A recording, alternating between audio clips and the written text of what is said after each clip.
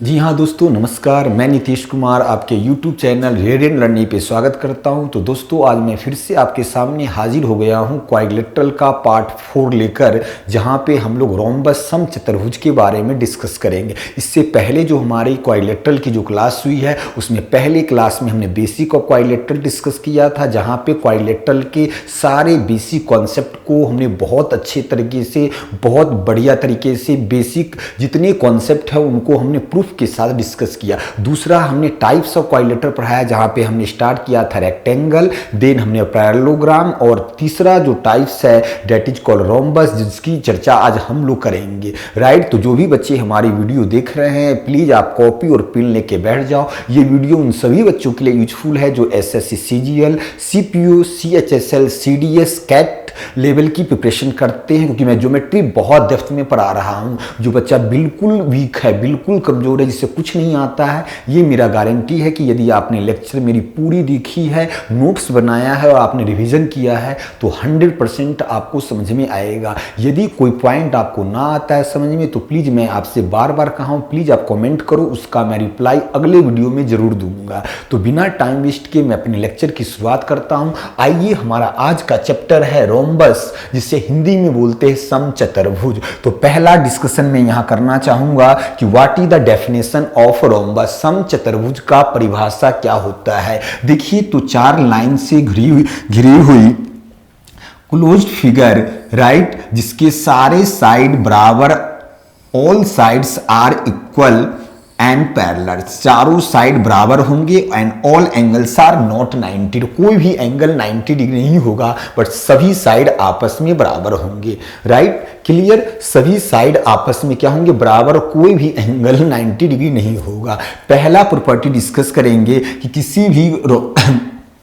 Rhombus में opposite जो angle है वो आपके बराबर होते हैं। अपोजिट्स एंगल आर बराबर, तो let A B C D J rhombus, तो अपोजिट एंगल बराबर होंगे, और एडजेसेंट एंगल का जो सम होगा वो हमेशा 180 डिग्री होगा। In rhombus opposites angle are equal, adjacent angle sum is 180। It means यदि ये थीटा है तो ये भी थीटा होगा, और यदि ये एंगल कुछ और है तो ये भी दूसरा होगा। देखो जरा, तो अब यदि ये एंगल थीटा है, और यदि आपको मैंने बता रखा है दो पैरेलल लाइन है और ये ट्रांसवर्सल लाइन, ट्रांसवर्सल लाइन के एक ही एंगल के दोनों एंगल का सम हमेशा 180 डिग्री होता है। तो ये थीटा है तो ये कितना, तो ये देखो, ये आपके पैरेलल लाइंस है, ये आपके पैरेलल लाइंस है, ये ट्रांसवर्सल लाइन है, ये थीटा, तो 180 माइनस थीटा।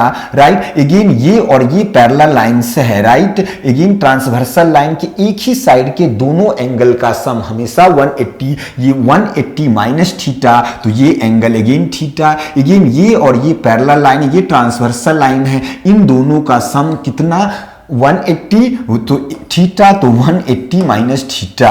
राइट, तो क्लियर। तो यहां से एक चीज और निकल कर आई कि रोम्बस में जो एडजेसेंट एंगल जो है उनका जो सम है 180, मतलब इन दोनों का सम 180 होगा, इन दोनों का भी सम 180 होगा, इन दोनों का भी सम 180 होगा, और इन दोनों का भी सम 180 होगा। तो आई थिंक चीजें क्लियर। और यहां पे एंगल, अपोजिट एंगल बराबर, angle A equals to C, B equals to D, पहला कॉन्सेप्ट, पहला प्रॉपर्टी। दूसरा देखिए, दूसरा प्रॉपर्टी कहता है कि रोम्बस में जो डायगोनल है वो आपके एंगल बाइसेक्टर होते हैं। समचतुर्भुज के विकर्ण कोण समद्विभाजक होते हैं। क्या मतलब, कोण समद्विभाजक का मतलब ये है कि मान लो ये हमने डायगोनल खींचा, कोण समद्विभाजक, ये एंगल बराबर और ये बराबर होंगे। देखो कैसे, ये देखो, ये हमने कहा सभी साइड आपस में बराबर होते हैं। राइट, तो दो ट्रायंगल बना, यहाँ ए बी सी डी आपका रोम्बस है, दो ट्रायंगल दिख रहा है ए बी डी और दूसरा बी सी डी। ये क्या दोनों ट्रायंगल आपस में कॉन्ग्रुएंट होंगे। देखो, ये इसके बराबर, ये इसके बराबर, और B D is common in both triangle. B D जो विकर्ण है वो ए बी डी और बी सी डी दोनों में कॉमन है। राइट, तो मैं कह सकता हूं तीनों साइड बराबर है, तो एस एस प्रॉपर्टी से मैंने कॉन्ग्रुएंसी ऑफ ट्रायंगल बता रखा है। किसी भी ट्रायंगल के तीन साइड यदि बराबर हो, किसी भी ट्रायंगल के तीन साइड दूसरे ट्रायंगल के तीनों साइड के बराबर, तो ट्रायंगल हमेशा कोंग्रुएंट होगा, हमेशा सर्वांगसम होगा। और यदि सर्वांगसम होगा तो सब कुछ बराबर, जो भी सोच सकते हो। एंगल है तो एंगल बराबर, एरिया तो एरिया बराबर, तो ये एंगल थीटा है तो ये भी थीटा होगा, राइट। और देखो ये वैल्यू ए है, सारे वैल्यू आपके बराबर होते।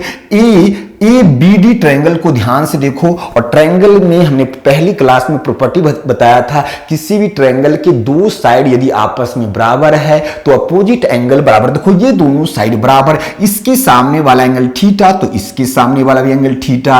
बी सी डी में ध्यान से देखना, एंगल ए, देखो इस ए के सामने यदि थीटा है तो इस ए के सामने थीटा, तो जो आपके किसी भी रोम्बस में जो डायगोनल है, जो विकर्ण है, वो कौन समद्विभाजक होते हैं। इस तरह से इसको खींचोगे, यदि ये अल्फा तो ये भी अल्फा, और ये वाला पार्ट अल्फा, तो इस तरह से इसको भी आप प्रूफ कर सकते हो। तो दूसरा थ्योरम भी बहुत अच्छे से, बहुत बढ़िया तरीके से आपको चीजें समझ में आ रही होगी। आइए पॉइंट नंबर 3 डिस्कस करते हैं।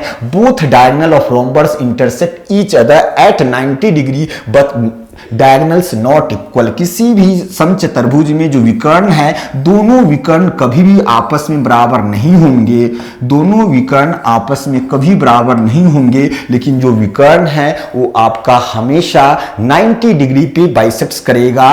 कौन 90 पे बाइसेक्ट्स करता है? देखो ऐसा रीजन क्यों है, देखो जरा आप ये भी देखो, ये अभी बताया था जो एंगल होता है वो एंगल बाइसेक्टर, मतलब ये वाला पार्ट इसके बराबर और ये वाला पार्ट इसके बराबर। अब सभी लोग ध्यान दो, दो पैरेलल लाइन है, ये आपका ट्रांसवर्सल लाइन है, इसका एंगल बाइसेक्टर, इसका एंगल बाइसेक्टर। जैसे ही आपने खींचा तो ये वाला एंगल कितना, यस, तो ये एंगल हमेशा 90 डिग्री होगा। ए बी का एंगल बाइस, ये वाला पार्ट ए ओ और ओ बी जैसे यहां मिला तो ये 90 डिग्री। यदि नहीं आया होगा, देखो मैं अभी आपको एग्जांपल के द्वारा यहां पे समझाना चाहूंगा ये चीजें होती क्या है।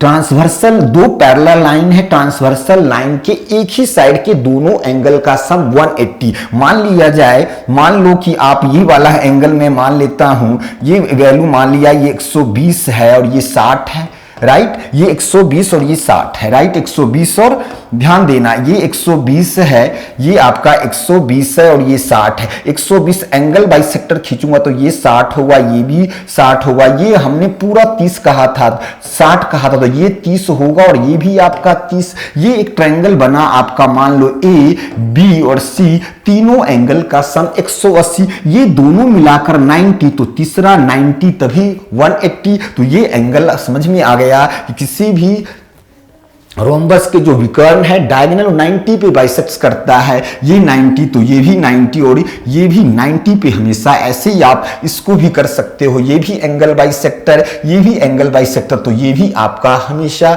90 डिग्री होगा। Yes, clear. तो इस कॉन्सेप्ट पे अभी मैं क्वेश्चन कराऊंगा कैसे इस कॉन्सेप्ट को यूज करना है जब आपका क्वेश्चन आएगा तब। आइए जरा नेक्स्ट पॉइंट है rhombus. In rhombus diagonal divide the area in two equal part. किसी भी समचतुर्भुज के जो डायगोनल है वो उस रोम्बस को दो बराबर क्षेत्रफल में विभाजित करता है।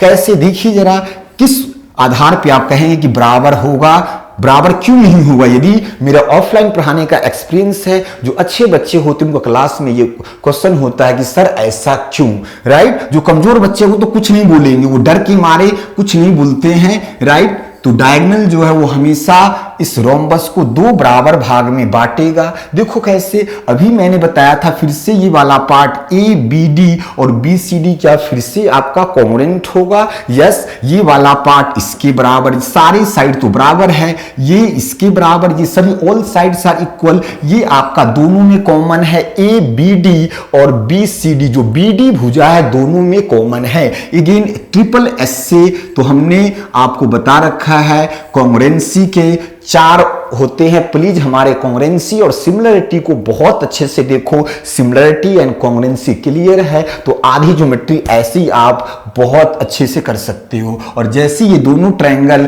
कॉन्ग्रुएंट हो गए तो मैंने क्या बताया, जो भी आप सोच सकते, एरिया बराबर, पेरीमीटर बराबर, बाकी एंगल बराबर, सब कुछ बराबर, तो ये इसका एरिया 1 है तो इसका भी एरिया 1 होगा। पूरे का एरिया मान लो क्वेश्चन में आ जाए 72 सेंटीमीटर स्क्वायर, तो इसका एरिया हाफ मतलब 36 इसका एरिया भी हाफ होगा। कैसे? कि दोनों ट्रायंगल कॉन्ग्रुएंट है, सर्वांगसम है। यस, तो चीजें आप बहुत अच्छे से समझिए, केवल कॉन्सेप्ट का खेल है। यदि कॉन्सेप्ट बहुत अच्छे से क्लियर है, क्वेश्चन सेटर क्या करता है, क्वेश्चन डेप्थ में जाकर पूछता है। उस समय खत्म हो गया जहां पे रटे रटाए क्वेश्चन आते थे। क्वेश्चन हमेशा आपको एग्जाम में 20% क्वेश्चन हमेशा नया दिखेगा। रीजन क्यों भाई? जब सारे क्वेश्चन वही आ जाएंगे फिर कंपटीशन किस बात की, सिलेक्शन किसका होगा? तो प्लीज चीजें को आपको डेप्थ में पढ़नी होगी। केवल रट्टाफिकेशन, केवल इधर उधर करने से काम नहीं चलेगा, कॉन्सेप्ट पे आपको काम करना पड़ेगा। जितने सिलेक्टेड बच्चे हुए उनसे पूछो, क्या भाई केवल फॉर्मूले याद करने सिलेक्शन नहीं? वही चीजें है, आप 60% क्वेश्चन कर लोगे, 70, बाकी 30% क्वेश्चन नहीं होंगे। आपको पता है कंपटीशन कितना टफ है। बहुत अच्छे से, बहुत बढ़िया तरीके से पढ़िए। सीजीएल का आपका 22 अप्रैल से आपका सीजीएल टियर 1 का पेपर हो जाएगा, तो उसके लिए भी मैं एक कोर्स लेकर आऊंगा, राइट। तो चलिए देखिए, in rhombus both diagonal are equally bisect each other. Both diagonal equally bisect each other मतलब दोनों डायगोनल एक दूसरे को समद्विभाजित करते हैं। मतलब ए, बी, सी और डी मान लो ओ पे कटे, इसका मतलब यही है कि ओ डी ओ बी के बराबर, ओ ए ओ सी के बराबर, राइट।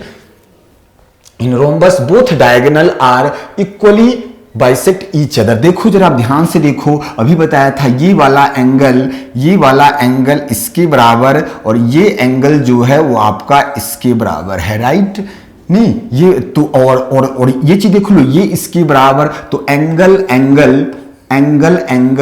और साइड, दो एंगल और एक साइड यदि बराबर है, राइट, तो बराबर है, तो बाकी जो रिमेनिंग साइड है वो भी बराबर। ये दोनों ट्रायंगल आपके AOB और COD दोनों ट्रायंगल क्या होंगे? कॉन्ग्रुएंट हो गए, सर्वांगसम हो गए। और जब सर्वांगसम हो गए तो रिमेनिंग साइड बराबर, तो OD इक्वल्स टू OB हो गया एंड OA इक्वल्स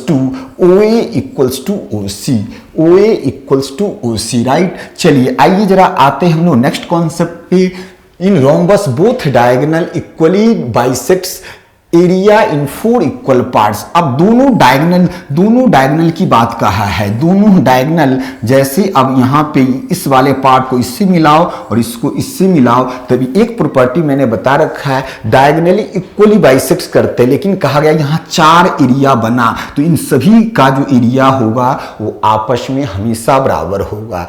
आपस में क्या होगा? हमेशा बराबर होगा। लॉजिक देखो ये आपका बाइसेक्ट्स करता है, मतलब ये जो है A, B, C, D, ये मान लो O पे मिला, O बाइसेक्टर, मतलब ये वाला पार्ट इसके बराबर है, ये वाला पार्ट इसके बराबर, ये इसका मिड पॉइंट है। जो O है वो AC का मिड पॉइंट है। और मीडियन जब हमने पढ़ाया था, मान लो ये A, B और C प्रॉपर्टी बहुत अच्छे से बताया था कि मान लो ये वाला पार्ट D जो है वो आपका BC का मिड पॉइंट, AD मीडियन है, तो मीडियन त्रिभुज को हमेशा 2 बराबर एरिया में बांटता है। तो मान लो इस पूरे वाले पार्ट का एरिया मैं 4 मान लेता हूं, 4 यूनिट, तो इस वाले पार्ट का एरिया हाफ, मतलब इन दोनों का एरिया, मतलब इसका और इसका एरिया बराबर, 4 में से 4 का आधा 2, मतलब ये आपका 1 होगा, ये 1, 4 में से ये वाला पार्ट 2, तो ये इसका एरिया बराबर, इस पूरे का एरिया 2 है और इन दोनों का एरिया बराबर, मतलब ये 1 यूनिट, ये 1 यूनिट। सिमिलर इसी तरह से आप कह सकते हो नीचे का भी एरिया क्या होगा? 2, ये भी आपका मिड पॉइंट है, तो ये जो मीडियन है ये त्रिभुज को 2 बराबर क्षेत्र में बांटता है। तो पूरे का एरिया मान लो 36 है, तो इसका एरिया 1/4 होगा। 1/36 यदि पूरे का एरिया है। मैं पूछूं ट्रायंगल AOB का क्षेत्रफल बताए। ट्रायंगल AOB का क्षेत्रफल पूरे का एरिया 36 यूनिट कहा, तो 1/4, तो आंसर हो जाएगा 9 सेंटीमीटर स्क्वायर। यस, तो बहुत अच्छे से चीजें आपको समझ में आ रही होगी। आइए देखते हैं जो हमारा नेक्स्ट पॉइंट कहता है। किसी भी, देखो क्या है पॉइंट, किसी भी रोम्बस में एक पॉइंट आप O कहीं भी ले लो, मान लिया O पॉइंट लिया, आप के ले लो कुछ भी, मान लिया O पॉइंट कहीं भी ले लो, ये यहाँ दिस इज नॉट, ये डायगोनल का पॉइंट नहीं है, ये पॉइंट आप कहीं भी ले लो, right. Let's say A B C D आपका क्या है, रोम्बस है, और ये पॉइंट है, राइट, ये एरिया A1 है, ये A3 है, ये वाला पार्ट A2 है और ये A4 है। कॉन्सेप्ट कहता है, ये चीज मैंने पैरेललोग्राम और रेक्टेंगल में बता रखा है, A1 और A3 का जो एरिया होगा वो हमेशा A2 और A4 के एरिया के सम, इस A1 और A3 के क्षेत्रफल का सम इन दोनों के एरिया के सम के बराबर होगा। कैसे, पहले ही बता रखा, मान लो ये वैल्यू आपका H1 है, राइट, ये वैल्यू हमने क्या मान लिया, ये वैल्यू हमने H1 मान लिया, ये वैल्यू H1 मान लिया है, इस वाले पार्ट को H2, और ये आपका A3 है, ये मान लो B है, ये भी B है, सारी side B but all sides are equal बताया है एंड एंगल्स नॉट 90 डिग्री। तो AOB का एरिया की मैं बात करूं, नहीं ऐसा कर लेते, आप ऐसा करो, A1 की एरिया की बात करूं तो 1/2 बेस और इंटू H2। A3 की मैं एरिया की बात करूं, राइट, तो A3 ये वाला पार्ट जो है 1/2 B और आपका ये वाला पार्ट H1 हमने माना है, तो इन दोनों का एरिया यदि आप ऐड करो हाफ BH1 और हाफ BH2, जैसे ही आप इसमें कॉमन लेंगे हाफ और आपका B कॉमन लोगे तो ये आएगा H1 प्लस H2।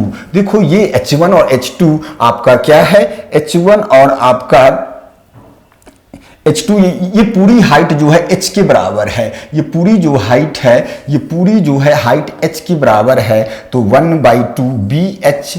देखो पूरे का एरिया होता है BH, वो BH कैसे होता है अभी मैं आपको बताऊंगा कि area of rhombus base into height क्यों होता है। पूरे का एरिया बेस इंटू हाइट, इन दोनों का एरिया हाफ BH, इसका मतलब इसका भी एरिया हाफ BH, तो इस दोनों का एरिया और इस दोनों के एरिया का जो, इन दोनों के एरिया का सम और इन दोनों के एरिया का सम हमेशा और हमेशा बराबर होगा। क्यों हुआ ये अभी देखा आपने।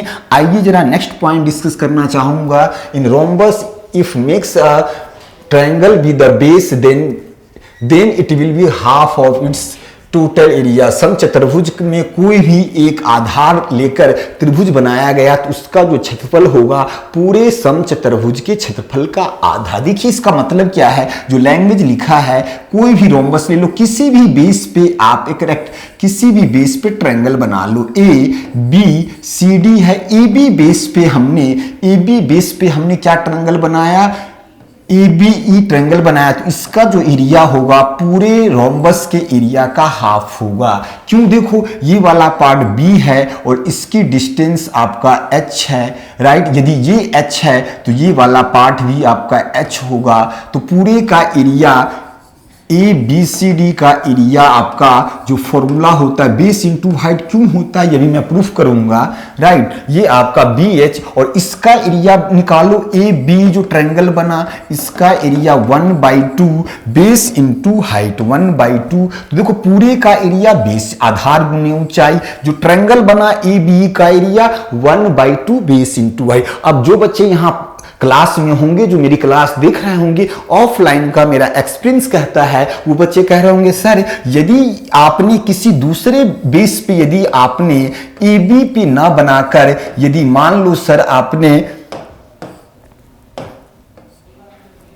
यदि आपने जो ABC अब BC वाले पे आपने बनाया कोई दिक्कत नहीं, तो अब ये मान लो यहां पे CBF ट्रायंगल बना दिया, तो बताओ ये जो CBF का भी जो एरिया होगा वो पूरे रोम्बस के एरिया समचतुर्भुज के एरिया का हाफ होगा। क्यों, फिर से इसका एरिया हाफ इंटू बेस आधार गुना ऊंचाई बेस इंटू हाइट, ट्रायंगल का एरिया निकालो, फिर से half into base into height आ रहा होगा। आइए आते हैं नेक्स्ट पॉइंट, आपका क्या कह रहा है, the figure form by joining the mid point of all side of rhombus. किसी भी समचतुर्भुज के, देखो बहुत ही अच्छा पॉइंट है, इससे कई सारे चीजें कॉन्सेप्ट, किसी भी समचतुर्भुज के चारों साइड के मिड पॉइंट से, चारों साइड के मिड पॉइंट से मिलाने वाला जो लाइन है, चारों साइड के मध्य, चारों भुजा के मध्य बिंदु से, मतलब AB का मिड पॉइंट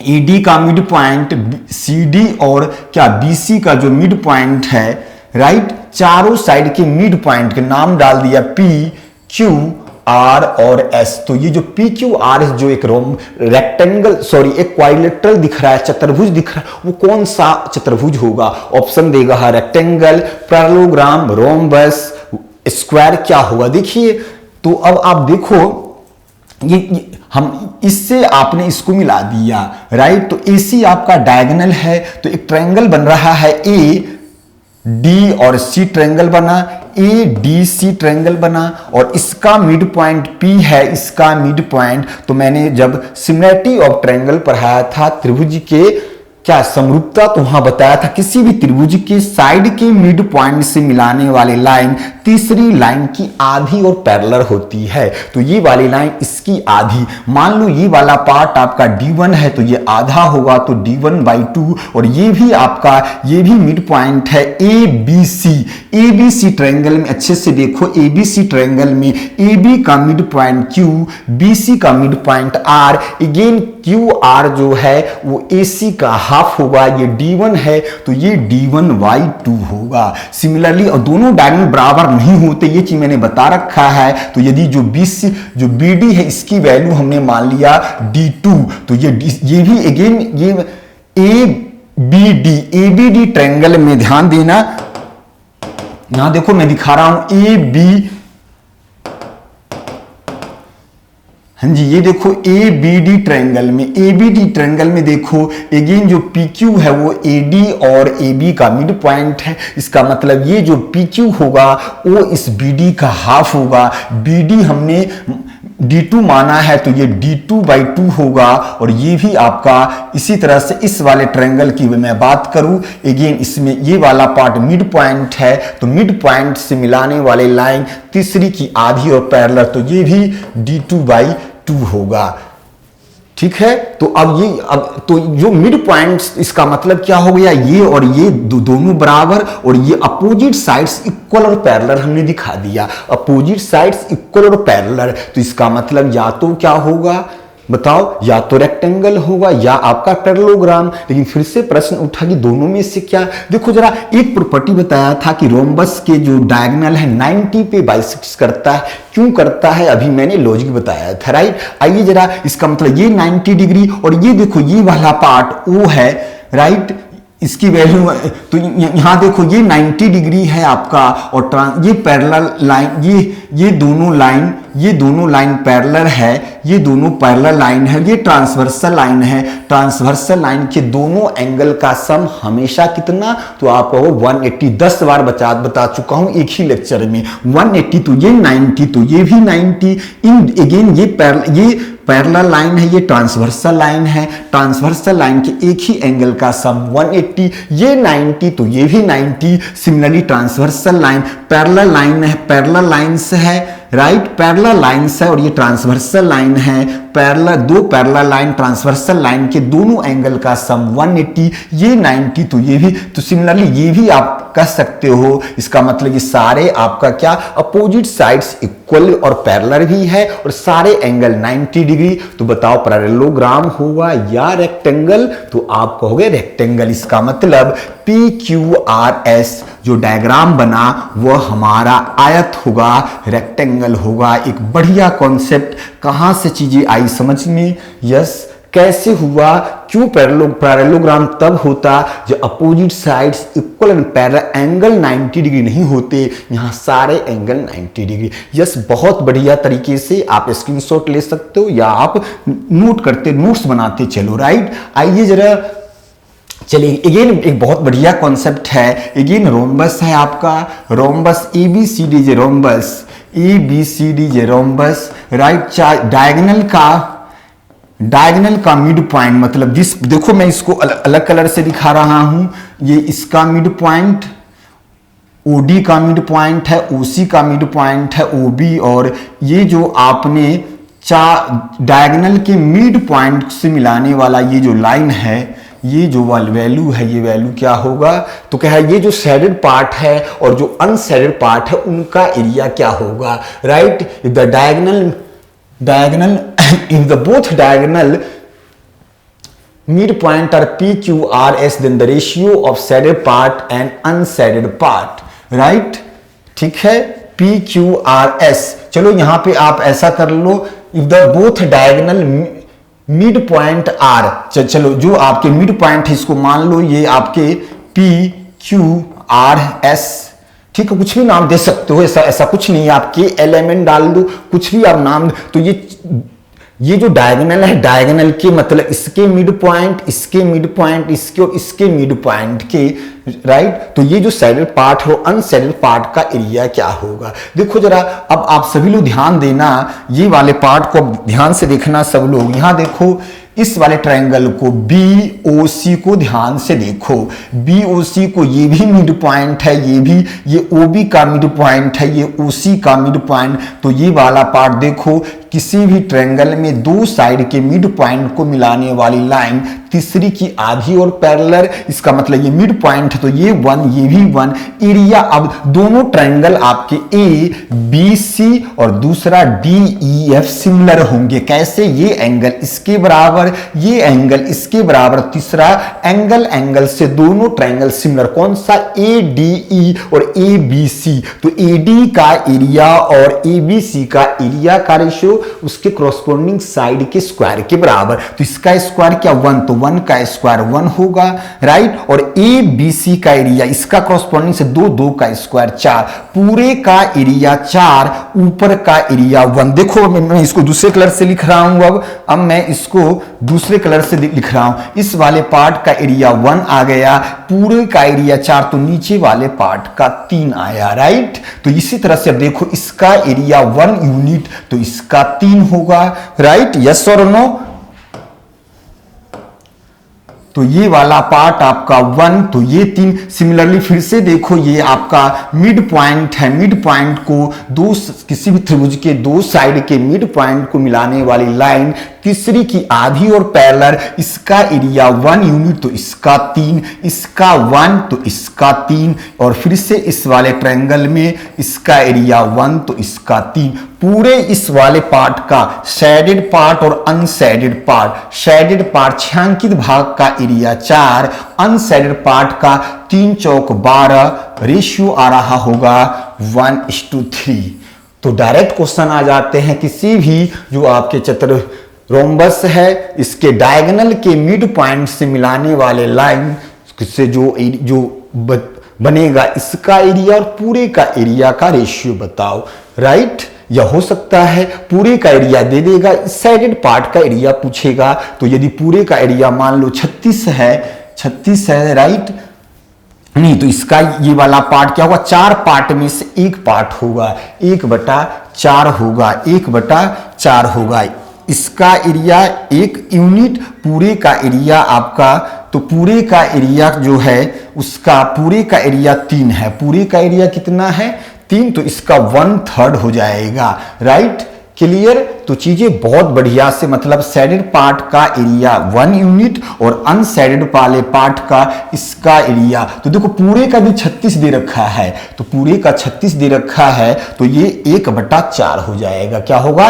1/4। शेडेड और अनशेडेड का पूछेगा तो रेशियो 1:3 होगा। यस, चीजें बहुत समझ में बढ़िया तरीके से आपको आ रही होगी। आइए जरा कुछ फॉर्मूले मैं डिस्कस करना चाहूंगा यहां पर। देखो जिसका यूज अभी क्वेश्चन में होगा, और ये फॉर्मूला मेंसुरेशन में भी आपको यूज, इसकी यूज मेंसुरेशन में भी होगा। देखो ABCD रोम्बस है, राइट। यदि ये वाला पार्ट बेस है और इन दोनों पैरेलल लाइन के बीच हाइट, तो एरिया का फॉर्मूला बचपन से रखते आ रहे हैं, बेस इंटू हाइट, आधार गुना ऊंचाई। कई बच्चों को ये भी कंफ्यूजन होता है, सर 1/2 बेस इंटू हाइट। जैसे ही ऑफलाइन में पूछो तो 2-4 बच्चे कहेंगे half into base into height. उनको कंफ्यूजन होती है, वो कंफ्यूजन दूर हो जाएगी। देखो ये फॉर्मूला कहां से डिराइव्ड हुआ? ABD ट्रायंगल और BCD ट्रायंगल को ध्यान से देखो, तो ये भी हाइट और ये भी हाइट है, इसकी एरिया क्या होगा? तो 1/2। ABD का एरिया 1/2 बेस इंटू हाइट। दूसरा BCD का एरिया क्या होगा? तो BCD का area 1/2 base into height, half BH। क्या BH आया या नहीं आया? तो आप लोगों से बिल्कुल आया। आइए जरा आगे देखते हैं हम लोग। अब दूसरा फॉर्मूला बनता है एरिया, ना तो बेस दे रखा होगा ना हाइट, तो दिया क्या होगा, तो दोस्तों अब केवल डायगोनल दिया होगा या एक साइड और एक डायगोनल। तो पहले आप ये बताओ, यहां पर डायगोनल दे रखा होगा, बताया है दोनों डायगोनल बराबर नहीं होंगे, दोनों डायगोनल, बट डायगोनल 90 डिग्री पे बाइसेक्ट होते हैं। क्यों, लॉजिक बता रखा है ए बी सी डी, और ये भी एक कॉन्सेप्ट बता रखा है कि जो डायगोनल जो है वो इस रोम्बस को 4 बराबर भाग में बांटता है। मतलब ए ओ बी का एरिया बी ओ सी का ए ओ सी COD और AOD का एरिया हमेशा बराबर नहीं। तो यदि ए ट्रायंगल AOB का मैं एरिया निकाल दूं, ट्रायंगल AOB का एरिया मैं निकाल दूं, तो क्या देखो, अब ये वैल्यू मान लो आपका D1 पूरा है तो ये D1/2, ये भी D1/2, पूरा D2 है तो ये D2/2, और ये वाला पार्ट भी D2/, देखो इस वाले पार्ट का एरिया AOB का एरिया, किसका, AOB त्रिभुज का एरिया 1/2 आधार D1/2 और D2/2, तो D1 इंटू D2/8, एक का एरिया D1 D2/8, पूरे के एरिया के लिए 4 से गुना कर दो, क्या फॉर्मूला डिराइव्ड हो गया, 1/2 D1 इंटू D2। तो दोस्तों ये आप नोट करो, तो देखो इसको मैं यहां मिटा रहा हूं, तो दूसरा जो फॉर्मूला बन गया आपका, जो दूसरा फॉर्मूला बन गया 1/2 विकर्णों का गुणनफल। तो दूसरा एरिया का जो फॉर्मूला होता है half into D1 into D2, इसी को लिखा होगा 1/2 गुना विकर्णों का गुणनफल, राइट। आइए जरा, तो ये सारे कॉन्सेप्ट थे, बहुत बढ़िया तरीके से मैं चीजों को एक्सप्लेन किया है। आइए इस कॉन्सेप्ट पे कुछ क्वेश्चन करते हैं जहां से अब आपका दिमाग चलना चाहिए। पहला क्वेश्चन SSC CGL 2021 जो Tier 1 पेपर हुआ था। देखिए एक समचतुर्भुज है जिसकी प्रत्येक भुजा 13 सेंटीमीटर, एक विकर्ण की लंबाई 24 सेंटीमीटर दे रखा है। तो पूछा है आपसे दोस्तों समचतुर्भुज का क्षेत्रफल। तो पहला आप ये बताओ, ये सारे साइड 13 है, एक डायगोनल 24 दे रखा है, एक डायगोनल 24, और आपको पता है दोनों डायगोनल एक दूसरे को कहां, एक दूसरे को 90 पे बाइसेक्ट करते हैं। 90 मान लिया जाए O पे बाइसेक्ट किया, ये वाला डायगोनल मान लिया जाए 24 है, तो ये वाला पार्ट 12 और ये भी 12। अच्छा ये बताओ, एरिया का फॉर्मूला बताया है 1/2 D1 इंटू D2, एक डायगोनल पता है, क्या दूसरा डायगोनल आप निकाल सकते हो, यस लगाओ पाइथागोरस थ्योरम। ये 90 डिग्री के सामने 13, ये 5, तो पाइथागोरस थ्योरम 5 12 13 याद होना चाहिए। 6, यदि 6 है 8 है तो ये 10 होगा, ये 10 है 8 तो ये 6 होगा, नहीं तो इस तरह से 5 24 और आपका यदि 5 है देखो जरा, हाँ दूसरा क्या है आपका, जैसे मान लो 7 24 25, 7 24 25, ये एक वैल्यू 24 दे रखा होता है, एक 25, तो अगला 7 होगा। नहीं तो पाइथागोरस टिप्पणी आप टिप्स पे याद रखा करो। देखो ये वैल्यू 5 आ गई और ये दोनों बराबर, तो ये 5 और ये भी 5, तो 1/2 एक डायगोनल दे रखा था 24, दूसरा हमने निकाला 10, आंसर आ गया 120, आंसर आ गया 120।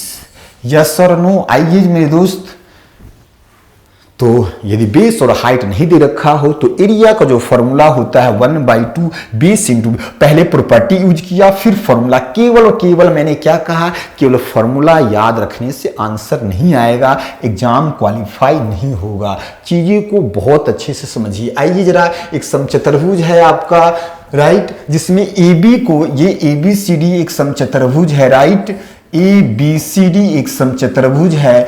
AB को इसने आगे बढ़ाया कहां तक बोलो मेरे दोस्त, AB को बढ़ाया F तक और BA को बढ़ाया इसने E तक। यस, आप इसको इससे मिला दो और इसको आप इससे मिला दो, राइट। और देखो ये वाला और ये भी दे रखा AE बराबर AB बराबर AE बराबर BF, राइट। इसको आप इससे यदि मिला देंगे आप, नहीं तो देखिए हमें पूछा कौन सा विकल्प सही है। ये देखो, अब देखो ये वाले BDE ट्रायंगल को, BDE ट्रायंगल को ध्यान से देखो, DE ट्रायंगल को ध्यान से देखो। अब इसने क्या, अब देखो ये सारे साइड बराबर होते हैं रोम्बस में, all sides equal and parallel. तो देखो ये भी बराबर, AE बराबर AB बराबर AD। तो क्या बता सकते हो ये एंगल क्या होगा? जब हमने पढ़ाया था आपको राइट एंगल ट्रायंगल, जब हमने कहा सर्कम सेंटर में पढ़ाया था, और हमने कहा था यदि ये वैल्यू OA OC और OB बराबर है तो यही जो पार्ट होता है ये आपका एक सर्कल बनता है, और AC जो है इस सर्कल का डायमीटर है, मतलब OA OC और OB इस सर्कल का रेडियस है। इसका मतलब यह 90 डिग्री। देखो इस वाले ट्रायंगल में AE AB और AD बराबर है, तो यह एंगल 90 डिग्री। जिन बच्चों ने हमारी क्लास नहीं देखी है, चैप्टर है आपका सरकम सेंटर परिकेंद्र, उसको जाकर देखिए। राइट एंगल ट्रायंगल में सरकम सेंटर कहां बनता है, और यहां बता रखा है इस केस में OA OC और OB हमेशा बराबर होगा। सिमिलरली यदि इस वाले पार्ट को मैं ऐसे मिला दूं, अगेन BF AB और ये वाला पार्ट ये और ये बराबर है, तो ये 90 डिग्री। इसको आप आगे बढ़ा दो, राइट, ये आगे। और अभी हमने बताया था रोम्बस के जो डायगोनल है 90 पे बाइसेक्ट्स करते हैं। देखो ये आपका लीनियर पेयर से ये 90 तो ये भी 90, ये वाला पार्ट 90 तो ये भी 90, ये बन गया क्वाड्रिलेटरल। चारों एंगल 360, 90 प्लस 90 प्लस 90 270, तो ये भी 90। तो देखो जरा ED CF से बड़ा है क्या? ED देखिए ED CF, देखिए ये तभी आप डिसाइड कर सकते हैं जब एंगल दिया होता है। यदि एंगल पता ही नहीं है, क्योंकि एक थ्योरम हमने बताया है किसी त्रिभुज में जो एंगल जितना बड़ा उसके सामने वाले साइड उतना ही बड़ा, जो एंगल जितना छोटा उसके सामने वाली साइड उतनी ही छोटी। एंगल पता ही नहीं है तो आप नहीं बता सकते कि ED और CF में क्या रिलेशन होगा। आइए देखिए ED जो है वो क्या CF, ये ED है, देखो ये CF है, क्या 90 डिग्री है या नहीं? तो only option number B is our correct answer. आइए दो क्वेश्चन और रह रहा है। एक ABCD समचतुर्भुज है, AC इसका लघुत्तम विकर्ण है। यदि ABC दे रखा है आपका 60 डिग्री, A B और C आपका दे रखा है 60, और यदि 60 है डायगोनल है तो बाइसेक्ट्स करेगा ये 30 और ये भी 30। लगाइए प्रॉपर्टी, जो डायगोनल है वो हमेशा एंगल बाइसेक्टर होता है। कौन समद्विभाजक होता है? राइट, AC की वैल्यू, AC की जो वैल्यू है वो आपका 6 दे रखा, और डायगोनल हमेशा बाइसेक्ट्स करता है, मतलब ये पूरा 6 है, तो OA और OC आपका 3 और 3 होगा। राइट, आइए जरा, तो हमें पूछा है सम चतुर्भुज की भुजा ज्ञात करें। देखिए ये 90 डिग्री है ये आपका, तो यहां पे लगा दो sin 30 sin 30। इस वाले ट्रायंगल में AOB में sin 30 AB P अपॉन लंब बटे कर्ण, कर्ण की वैल्यू आपका 3 दे रखा है। sin 30 की वैल्यू याद होगा बचपन से, ट्रिगो जब पढ़ाऊंगा तो वहां डिटेल डिस्कशन करेंगे। AB की वैल्यू जो साइड है वो आ गई हमारे 3 2 जा क्रॉस मल्टीप्लाई किया, आंसर डी। आइए एक और बढ़िया और एक शानदार क्वेश्चन करते हैं। राइट, एक डायग्राम दे रखा है जहां पे BCD आपका क्या है मेरे दोस्त? BCD जो है वो आपका एक रोम्बस है। PQ रेखा C से गुजरती है, जहां P तथा Q को क्रमशः बड़ी भुजा AB और क्या ED पर स्थित है। AB is twice of DP। AB की जो वैल्यू है वो क्या? AB is twice of DP। तो DP यदि x होगा, राइट। देखो इसको मैं यहां बना दे रहा हूं। हाँ देखो ये वाला पार्ट P है, ये वाला पार्ट A, राइट, ABCD, ये वाला पार्ट आपका Q है, राइट। ये वैल्यू हमें चाहिए किसका? AQ और BQ की वैल्यू मैं K मान लेता हूं। DP जो AB की वैल्यू DP का 2 गुना DP x होगा, तो ये वैल्यू 2x। रोम्बस है ABCD, all sides are equal in parallel. देखो मेरे दोस्त PAQ और CBQ ध्यान से देखो,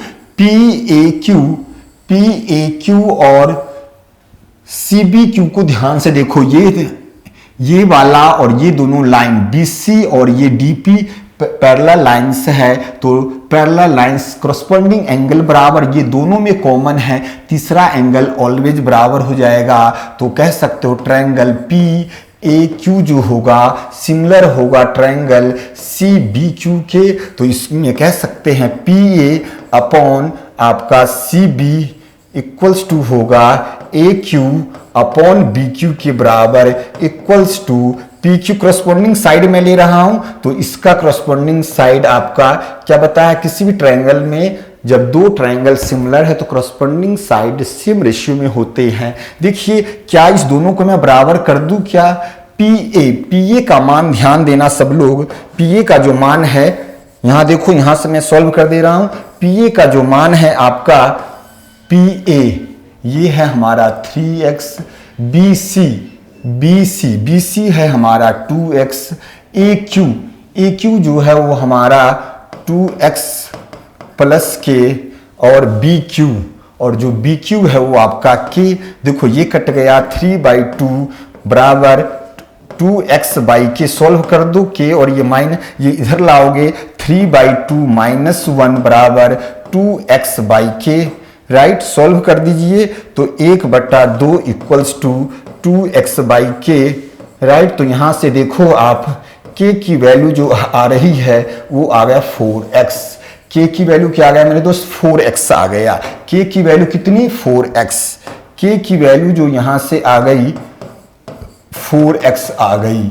4x देखो हमें निकालना क्या है, AQ, यहां मैं लिख दे रहा हूं AQ और आपका AQ और AB, राइट। AQ और AQ कितना है हमारा, AQ 2x और प्लस k और अपॉन में AB है 2x। k का मान यहां पर हमें 4x है, तो 4x, राइट, 4x और plus 2x 6x, right, upon आपका 2x।